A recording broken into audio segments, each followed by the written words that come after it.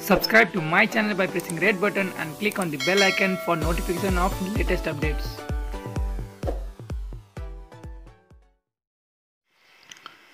नेपालमा कोरोना संक्रमितहरू उपचारपछि धमाधम घर फर्किरहेका बेला बेलायतमा भने 31 जना नेपालीको मृत्यु भएको लन्डन स्थित नेपाली दूतावासले पुष्टि गरेको छ। दूतावास र गोर्खा वेलफेयर ट्रस्टले राखेका अलग-अलग अभिलेख अनुसार हालसम्म 31 नेपालीको निधन भएको नयाँ तथ्य सार्वजनिक भएको हो। विदेशमा कोरोनाबाट नेपालीको मृत्यु भएको यो नै सबैभन्दा धेरै संख्या हो। लन्डन स्थित नेपाली दूतावासका उपनियोजक प्रमुख डाक्टर प्रवक्ता शरदराज आरणले बेलायतमा आज शनिबारसम्ममा 31 जना नेपालीको कोरोना संक्रमणबाट मृत्यु भएको बताएका छन्। हामी कहाँ आएको रेकर्ड अनुसार कोरोनाबाट बेलायतमा अहिलेसम्म 31 जना नेपालीको मृत्यु भइसकेको छ। दिनौं नेपालीको मृत्युको खबरले हामी सबैलाई दुखित बनाएको छ। उनले भने सबै मृतकका परिवारप्रति दूतावासको तर्फबाट समवेदना प्रकट गर्दछौं। उनले नेपाली समुदायलाई घरमै सुरक्षित भएर बस्न फेरि आग्रह गरेका छन्। कोरोनाबाट मृत्यु भएका नेपालीहरूमध्ये गोर्खा भूतपूर्व सैनिकहरूको संख्या बढिरहेको छ। दूतावासका अनुसार 31 जना मध्ये 23 जना गोर्खा भूतपूर्व सैनिकहरू छन्। त्यस्तै मृत्यु भएका मध्ये 29 जना पुरुष र 2 जना महिला रहेका छन्। कोरोनाबाट मृत्यु हुनेमा नेपालीमा सबैभन्दा बढी उमेर 95 वर्ष र कम उमेरमा 32 वर्ष रहेको छ। बेलायतको नेपाली समुदायमा कोरोना संक्रमण व्यापक भएको पाइएको छ। लकडाउन र सञ्चार सम्पर्कको सीमिततालाई गर्दा त्यसबारे धेरै जानकारी पाउन मुस्किल रहेको छ। शनिबारसम्म बेलायतमा कोरोनाबाट 20,319 जनाको मृत्यु भएको छ भने संक्रमितको संख्या 1,48,377 पुगेको छ। पछिल्लो 24 घण्टामा 813 जनाको मृत्यु भएको छ। यति हुँदा पनि बेलायत सरकारले अन्तर्राष्ट्रिय उडान जारी राखेको छ। अमेरिकाको न्युयोर्क तथा अन्य सहर र युरोपका देशहरूबाट अहिले पनि दैनिक करिब 15,000 मानिस लन्डन आइरहेका छन्, जसको खास स्वास्थ्य जाँच विमानस्थलमा गरिँदैन। सरकारले मृतकको संख्या 20,000 भन्दा कममा सीमित गर्न सके कोरोना विरुद्धको अभियानमा सरकार सफल भएको मानिने दाबी गरिरहेका बेला आज त्यो संख्या नआगेको हो। विश्लेषकहरूले बेलायत इटालीको बाटोमा रहेको अर्थात् महामारीबाट अति प्रभावित हुने देश बन्दै गएको जनाएका छन्।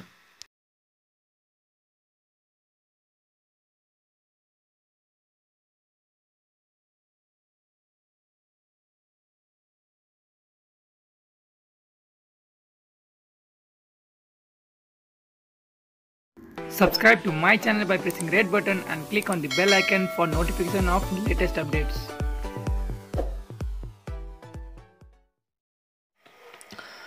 प्रधानमन्त्री केपी शर्मा ओलीले प्रचण्ड र माधव कुमार नेपाललाई अध्यादेश फिर्ता लिने वचन दिइसकेपछि पनि भैँसी पार्टीमा नेकपाको 9 सदस्यीय सचिवालयका 6 जना नेताहरूको अलग्गै बैठक किन बस्यो। जुन बैठकमा महासचिव विष्णु पौडेलको सहभागितालाई लिएर ओली समूहभित्र खैलाबैला मचिएको थियो।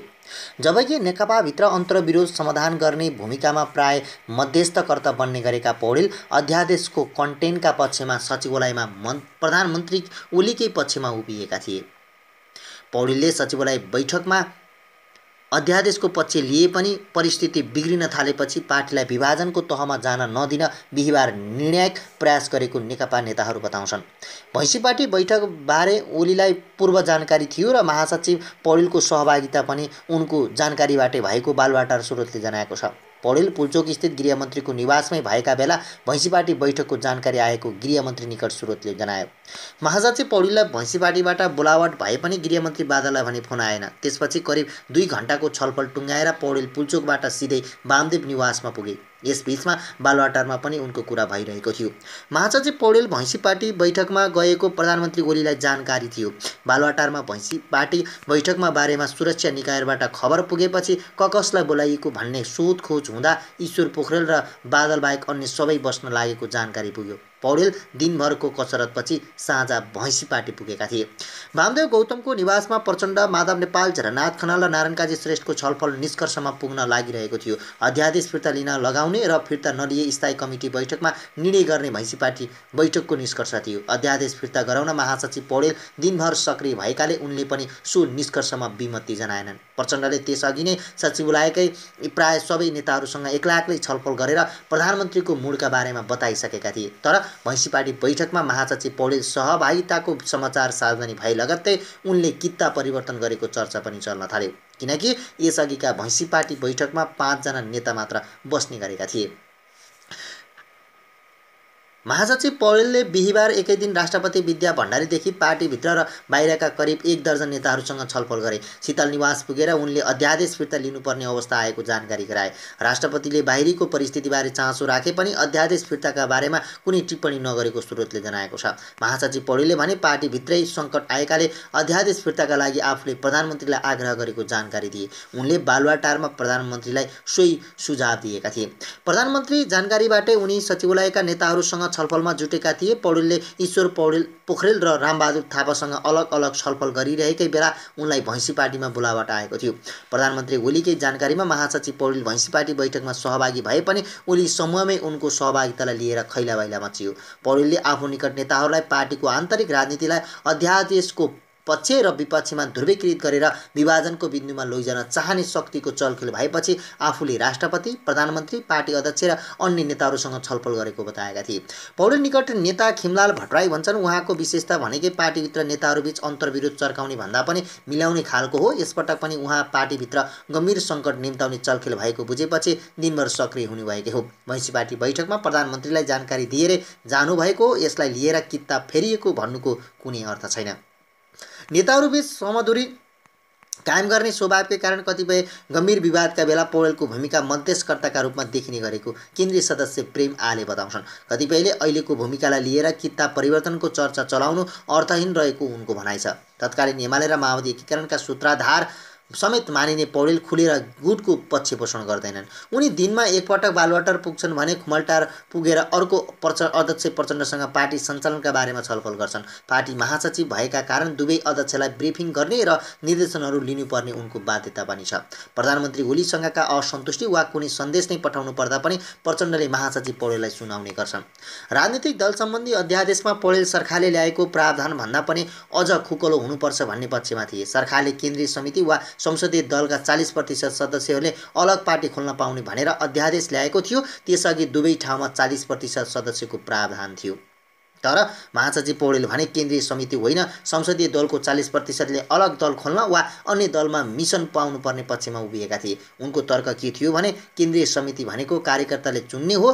बालिग मताधिकारबाट चुनिने सांसदहरूको 40%लाई मान्यता दिनु लोकतान्त्रिक पद्धति हुने उनको भनाइ थियो।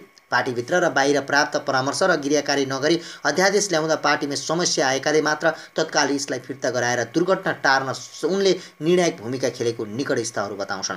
यही मौका हो भनेर पार्टीभित्रै एकथरी मान्छेहरू प्रधानमन्त्रीलाई घेराबन्दी गर्न अग्रसर भएपछि अध्यादेश फिर्ता लिएर मत्थर पार्ने विकल्प सुझाउने क्रममा पौडेल शीतल निवास समेत पुगेको निकटस्थहरूको दाबी छ। यहाँ बिर्सनु नहुने अर्को पनि एउटा पक्ष छ। वामदेव गौतम विष्णु पौडेलको व्यक्तिगत सम्बन्ध निकै सुमधुर छ। पूर्व एमालेमा वामदेवलाई केपी ओलीको गुटमा ल्याउने भूमिका विष्णु पौडेलले नै खेलेका थिए। यही निकट सम्बन्धका कारणले पनि पौडेललाई वामदेवको निवासमा निम्ताएको हुन सक्छ। अर्कोतर्फ भैँसी पार्टी बैठकमा पूर्व माओवादी नेता रामबहादुर थापा बादललाई नबोलाइनुको कारण चाहिँ उनी केपी ओलीको गुटमा लागेका कारण हो। अध्यादेश जारी गर्ने क्याबिनेट मात्र होइन, त्यसपछिको सचिवालय बैठकमा पनि बादलले इतिहासको महत्त्वपूर्ण घडीमा प्रधानमन्त्री ओलीले साहसिक निर्णय गरेर अध्यादेश ल्याएको भन्दै समर्थन जनाएका थिए। बुधबार राति नेकपा अध्यक्ष प्रचण्ड र वरिष्ठ नेता माधव कुमार नेपाल निकट 20 जना स्थायी कमिटी सदस्यले अध्यादेशप्रति विमति जनाउँदै तत्काल स्थायी कमिटी बैठक बोलाउन लिखित माग गरेपछि प्रधानमन्त्री केपी शर्मा ओली पार्टीभित्र दबावमा परिसकेका थिए। किनकि प्रचण्ड र माधव नेपाललाई जानकारी दिएरै ती 20 जना नेताहरूले कडा भाषामा बैठक माग गरेका थिए। प्रधानमन्त्री ओलीले बिहिबार एका बिहानै वरिष्ठ नेता नेपाललाई बालुवाटारमा बोलाएर लामो छलफल गरे। यसअघि सचिवालय बैठकमा अध्यादेश बारेमा खासै विरोध नगरेका नेपालले तत्कालको दुर्घटना टार्न अध्यादेश फिर्ता लिनुबाहेक अर्को विकल्प नरहेको सुझाए। त्यसपछि ओलीले प्रचण्डलाई बोलाए। प्रचण्डको पनि आशय त्यही थियो। दुवै नेतासँग ओलीले अध्यादेश फिर्ता गर्ने कुनै समस्या नभएको बताए। समाजवादी पार्टी फुटाउने प्रयास विफल भएपछि निराश बनेका ओलीले प्रचण्ड र माधव नेपालसँग अध्यादेश फिर्ता हुने सङ्केत गरेपछि मिडियामा समाचार आयो। के यतिले मात्र प्रधानमन्त्री ओली पछि हटेका हुन् त? अवश्य पनि होइन। प्रचण्ड पूर्व माओवादीलाई मात्र लिएर नेकपामा बाहिरिनुवाला थिएनन्। पूर्व एमाले भित्रै खेलेर ओली समाजवादी पार्टी फुटाउने प्रयास विफल भएपछि पनि ओली अध्यादेश फिर्ता लिने पक्षमा थिएनन्। तर प्रचण्ड र माधव नेपाल दुवैले अध्यादेश फिर्ता नलिए स्थायी कमिटी बैठक बोलाउनु पर्ने र बैठकले गर्ने निर्णय अझ अप्रिय हुन सक्ने सङ्केत गरेको स्रोतले बताउँछ। नेकपा भित्रैबाट ओली सामु सीमित विकल्प रहेको सन्देश बालुवाटारसम्म नपुग्ने कुरा भएन। ती विकल्प के थिए त? नेकपा भित्र आकार नलिइसकेको पनि ओलीलाई हटाउनसम्मको तयारी भइरहेको थियो। हटाउनै पर्छ भन्नेमा झलनाथ खनाल अग्रपन्थीमा थिए भने माधव नेपाल हटाउनुपर्छ भन्नेमा थिएनन्। नेपाल निकट एक नेताका अनुसार ओलीलाई अध्यादेश फिर्ता लिन माधव नेपाल र महासचिव विष्णु पौडेलले कन्भिन्स गरेका हुन्। सचिवालय बैठकमा सङ्कटका बेला नेतृत्वको असाधारण निर्णय गर्छ भनेर बचाउन गरेका सचिवालय सदस्य तथा गृहमन्त्री रामबहादुर थापा बादल पनि बिहिबार परिस्थिति अलि अपरिपक्व भएपछि भन्ने ठाउँमा पुगे। अध्यादेश फिर्ता नलिएको खण्डमा ओलीले पार्टी स्थायी कमिटी बैठक सामना गर्नुपर्ने थियो। स्थायी कमिटीलाई 2/3 सदस्य ओलीको विपक्षमा उभिँदा अध्यादेश फिर्ता लिन पार्टीले निर्देशन मात्र दिने थिएन, संसदीय दलको नेताबाटै हटाउनुपर्छ भन्ने तहमा कतिपय नेताहरू पुग्ने सम्भावना थियो। त्यही प्रचण्डले ओली र आफू अध्यक्ष हुने अनि माधव नेपाललाई प्रधानमन्त्री बनाउने प्रस्ताव लैजाने सम्भावना देखिसकेको सूत्रहरू बताउँछन्। संसदीय दलमा ओली विरुद्ध अविश्वास प्रस्ताव आएको खण्डमा उनी प्रधानमन्त्रीबाट पनि हट्नुपर्ने थियो। त्यसो हुनु भनेको पार्टी फुट्ने हो। पूर्व एमाले एक ठाउँमा नहुँदा पनि संसदीय दलमा ओलीको मात्र 40% पुग्छ। त्यही भएर अध्यादेश सो प्रायोजनका लागि पनि ल्याइएको अनुमान धेरै नेताहरूले रह्यो। उनीहरूको तयारी त्योभन्दा अझ अगाडिसम्म पुगिसकेको थियो। ओलीले यसबीचमा प्रचण्डसँगका भेटहरूमा त मिल्नै नसकिने भयो भन्दै आफ्नो बाटो लाग्नेसम्मका आशय पनि व्यक्त गरेको बताइन्छ। प्रचण्ड भने पूर्व माओवादीलाई मात्र लिएर नेकपाबाट बाहिरिनेवाला थिएनन्। उनले पूर्व एमालेभित्रै खेलेर ओलीलाई कमजोर बनाउन चाहेका थिए र पछिल्लो अध्यादेश प्रकरणमा उनी पुनः एकपटक ओलीलाई अलगाउन सफल पनि भएका छन्।